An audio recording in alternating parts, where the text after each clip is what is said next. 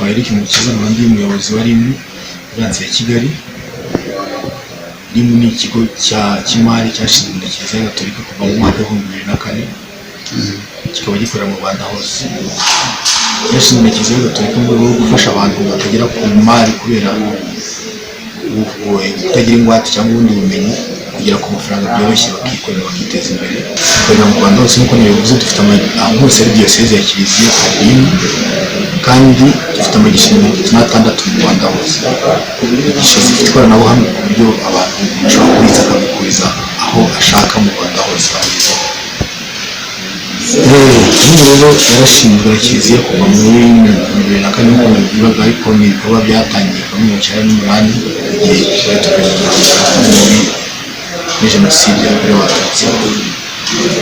Tangira ari uburyo bwo gufasha, ariko nyuma Kiliziya kubona ko nk'uko Bibiliya ibivuga, kubona ko aho umuntu ifi bamwigisha uko ayiroba, nuko itangira kwishakisha uburyo yajya abantu amafaranga bakayagarura. Nibwo yashinze RIM cyane wavuze RIM mu matsinda y'ubwisungane avuzanye yo twita SOFI, Association de Solidarité Financière. Amatsinda rero atugira abashinzwe twita abashinzwe, ariko abandi bakita abakangurambaga bajya hasi ahantu badafite ubushobozi bukeya bakiga. Cyambere no kwiga, bakiga gukora imishinga, bakiga kuyishyira mu bikorwa, ariko bakiga no kwisungana no kwishyira hamwe, barangiza bagahabwa inguzanyo tukabakurikirana bakayishyura, tukabaha izindi inguzanyo zacu tuzitanga niba zisubira kugeza igihe umuntu atera imbere, akazagera ahantu gashobora gukorera n'itsinda kubera ko yabonye ingwate akajya ku giti cye. Kugeza rero ubu ngubu turabikora kandi tumaze guteza abantu benshi imbere, kandi ikintu Kiliziya gikomeze gukora. Mbere tubafasha mu gutinyuka kubera ko abantu benshi batinya inguzanyo, ariko tubafasha gutinyuka tubafungura mu mutwe, tubereka amahirwe ahari. Niba kwereka amahirwe ahari, tukabigisha no gucunga umushinga byonyine, gucunga umushinga, ariko tubigisha kwizigama niho gitangira, kuko iyo tubatangiye kubahugura tutangira kubafasha kujya kwizigama, bakanizigama buhoro buhoro, kuko umuntu ahabwa amafaranga bitewe n'ukuntu agiye yizigama, kuko umuntu yizigama uko bigaragaza ko afite ubushobozi bwo gukoresha amafaranga.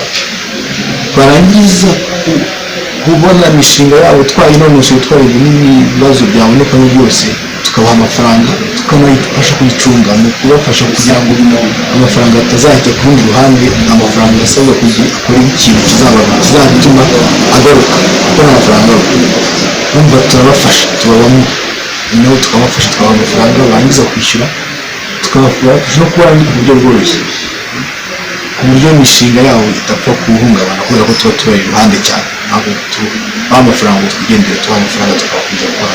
Abari mu bwisungane magirirane, nk'uko navugaga mu matsinda mu bwisungane magirirane, ntabwo tubasaba ingwate cyane nk'igihe twavuga mu mujyi. Aha ngaha dukorera mu mujyi, ariko abantu benshi mu mujyi ntabwo baba bahatuye, ariko barahari bafite ibikorwa. Ikintu cya mbere umushinga ibyo ukora n'abantu bakwemera kukwishingira, nicyo niyo ngwate.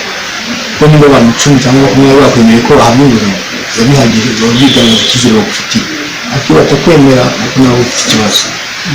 Ibyo rero hagati yabo bashobora kubona ko batakwizeye cyane, bakaba bagusaba nk'intebe zo mu nzu cyangwa bagusaba nka televiziyo, ariko bakaba ari bayigira bakamenya ukuntu bayicunga. Hari abantu benshi bateye imbere, abantu twagiye duhera ku 20 cyangwa ku 30 tubitangira, ko twahera ku 30, ubwo bakaba bageze mu miliyoni 50 barafashe urundi rwego. Ibintu ari ibintu bishimishije kandi bibaho. Abantu bamwe ntabitekereza ko bumva ko bitabaho, ariko barahari benshi banabivuga, banabikora, ku buryo ubona barateye imbere. Bateye imbere mu buryo bwo kugira ubwo bukungu, no mu buryo bwo gutembera, ntabwo ari amafaranga gusa, no kumenya kubaho neza, kuko tubigisha no kubaho neza, kugura ubwishingizi mu kwivuza, isuku mu rugo, ibintu by'ibyo byose turabibafasha, no guteganyiriza ahazaza. Dutanga inguzanyo, abantu ba mbere dutanga inguzanyo ni bande? Dutanga inguzanyo kuri ayo matsinda twavugaga y'ubwisungane magirirane, tugatanga inguzanyo ku giti cy'abantu, tugatanga n'inguzanyo ku makampani cyangwa n'amasosiyete yemewe na leta cyangwa amakoperative. Aho ngaho dutanga inguzanyo nyinshi, dutanga inguzanyo z'ubucuruzi buciriritse cyane cyane muri aya mashyirahamwe, tugatanga inguzanyo z'ubuhinzi. Inguzanyo dutanga umuntu yishyura yejeje, ntabwo dutanga inguzanyo z'ubuhinzi ngo tukwishyuze cyangwa ejo bundi.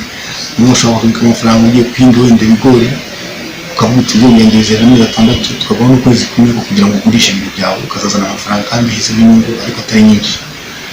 Dutanga iz'ubukorikori, abanyabukorikori turabaha amafaranga, dutanga iz'ubwubatsi, gusana, dutanga n'ibintu zifasha abantu mu gihe gitoya, inguzanyo za mituweli, inguzanyo yagize ikibazo cy'umunyeshuri ukaza tukaguha amafaranga waba uri muri sine cyangwa waba uri ku giti cyawe.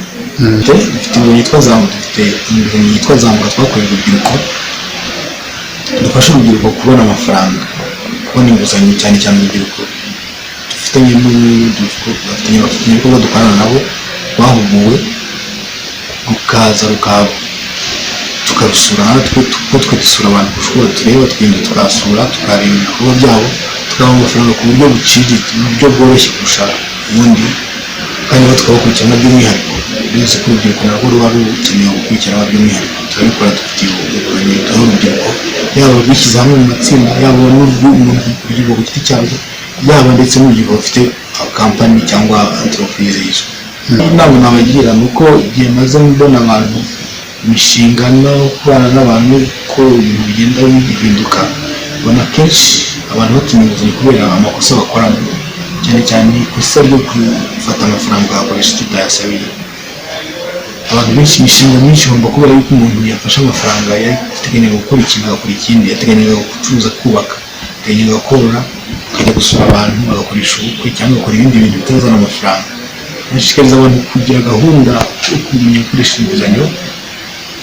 Umuntu yari yakinguzanyo umushinga yapanze akaba icyo akoresha 100%, noneho akamenya ko ibindi byose azabikoresha mu nyungu, aho kugira ngo wake amafaranga icyo gishoro ugende gikoresha ikintu utagisabiye, washora inyungu ukaba uzakoresha icyo ushaka ku ruhande.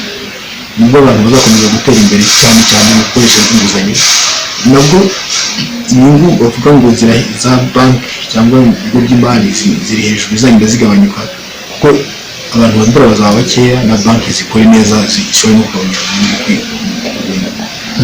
Funza konti muri rimwe n'ubuntu, icyo naheraho bisaba ifoto na fotokopi y'indangamuntu, ubundi ukazana n'amafaranga ushyira kuri konti azavamo agura sheke igura turami 600 cyangwa 500 bitewe n'ingano yayo ushaka, ubundi bikarangira, ubundi ukaba ubaye umukiriya wacu.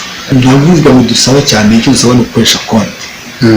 Dusaba no gukoresha konti, ari naho dushobora kuguriza utari wanamara igihe kinini cyane gukoresha konti, kubera ko ufite ahandi hantu wakoreye.